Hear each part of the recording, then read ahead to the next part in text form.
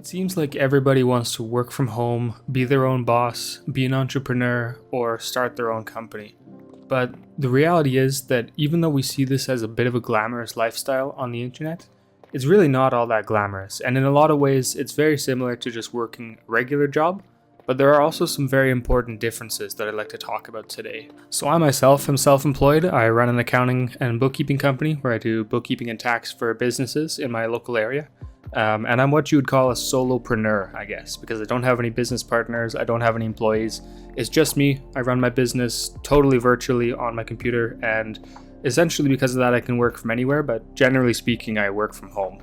Now this is a kind of situation that you would see glamorized a lot online, being a solopreneur, being able to work anywhere in the world, being able to work from home all the time, and it definitely does have its benefits, which I will be talking about later on. But the point of this video is to give a bit of a more balanced story of my experience with it so far, as well as a couple of numbers from my home country of Canada, just to give you a bit of an idea of what the reality of working for yourself actually is.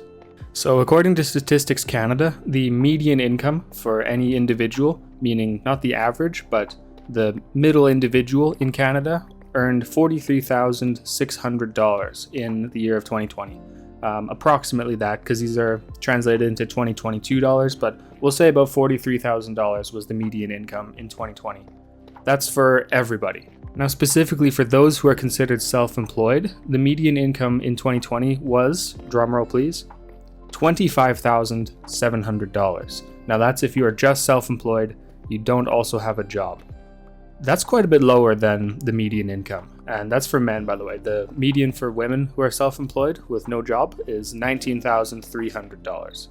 Now, as you can tell, this is quite low, and it's quite a bit lower than a lot of the figures that you'll see talked about online, where people will be telling you about how much money they make. You see a lot of videos where these median total annual income figures are advertised in the title as being the monthly income figures. Now, that's unfortunately just not the reality for most of us who work a self-employed type of lifestyle. One other thing that I found somewhat interesting out of this is that this graph I found also breaks down self-employed with a job. So your median total income actually increases to around about the same as what it would be if you just had a job, interestingly enough, for the median income of all individuals. So for men it's $49,000 and for women it's $37,000. So if you kind of average the two of those, you land pretty much right around that $43,000 mark for the median income of anybody in Canada. The reality is that if you're going to be working for yourself, it's not exactly an easy road to money. A lot of people want you to think that because they're trying to sell you a course on how to make money online or how to start a business doing drop shipping or whatever. There's not exactly an easy route to success, because if it was, then these statistics would be way, way higher. So I've been self-employed part-time for a few years now, because I was running this accounting company when I was still in school, but I just had a couple of clients and it was mainly just doing bookkeeping and basic stuff on the side, whereas now I'm running it full-time and I'm working to build my client list and essentially earn a full-time income from this business. So one of the biggest benefits to doing this, and one of the main reasons why I'm doing this, is because of the flexibility of my schedule. If you're self-employed, and especially if you don't end up just scheduling it around a regular 9-to-5 type of routine, you essentially have the flexibility to move things around however you want to or need to. So if you need to go and do an errand where you have an appointment at 1 p.m., that's no problem. You can just make sure that you work around that essentially. A lot of jobs will allow you to do that too, but being able to do that without necessarily having to ask somebody is still another level of freedom, which I appreciate.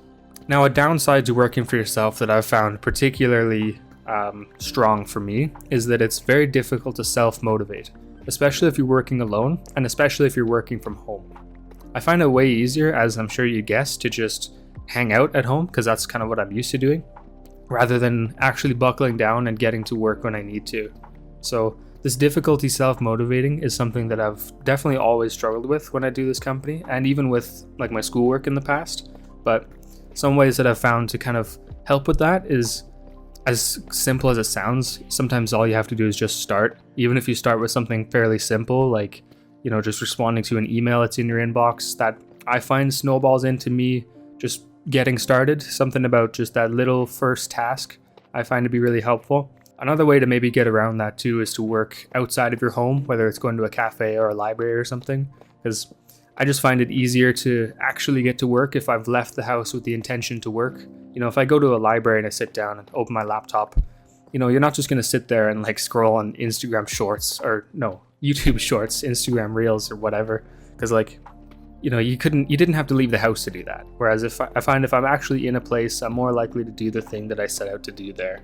Now, another upside, despite those statistics that I started, is that there is a potential for higher earnings in self-employment versus in a job. So if you're in a job, for the most part, once you sign your work contract, you're pretty much locked into that salary for at least a year or a few months before the first sort of review period comes up, or before you've done enough that you can negotiate for a raise. So you're fairly fixed in that sense. Whereas if you're self-employed, your earnings potential essentially just caps out at your skills times the amount of time/effort you put into your work. So for me, since I'm doing an accounting business where it's very client focused, a lot of the work I do is billed hourly or just on a monthly recurring revenue scheme for a certain set of services performed. So if I wanted to earn more, I could get more efficient, I could get better at that, and then that would free me up some time to get more clients. Or I could improve my skills, be able to offer a more higher end product, sell for more money, things like that. As well, if you're working a job and you see ways where you can improve the processes or something like that, then although you would be able to use that to your advantage in those salary review sessions and ask for a raise with that, you don't actually get the direct value from improving that process or from becoming more efficient, if you know what I mean there. So for example, if you're working a job and you find that there's a way where you can produce twice as much output as you normally would have through using a new Excel plugin or something like that. If you find that, that's great because you can obviously be more efficient, but often what that means is that you just end up getting more work to do and you don't necessarily get that same pay bump. Again, like I said, you can use it as a tool to negotiate for a pay bump in the future, but it's a lot more direct if you do that for yourself, because if you find a way to double your productivity, then theoretically you could double your income, because if you're charging X amount of dollars for X products, suddenly you can make twice the products than normal.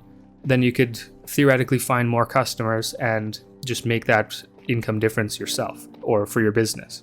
I say theoretically a lot there because oftentimes, once you free up one bottleneck, you'll find another. And at least in my experience, a bottleneck has been if I have more time, I can't just necessarily snap my fingers and make more clients appear.